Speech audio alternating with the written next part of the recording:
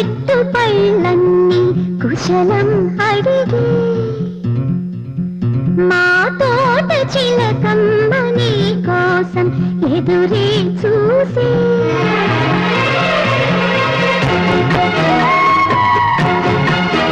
నిన్ను చూసినాక నిద్రైన రాక మనసే తల్లి మంత్రాలు కోరిందని దిగి తోగిన హాయిగా కరిగేది నాదని అంటూ మా పెరటి జాన్ చెట్టు పైనన్ని కుశలం అడిగే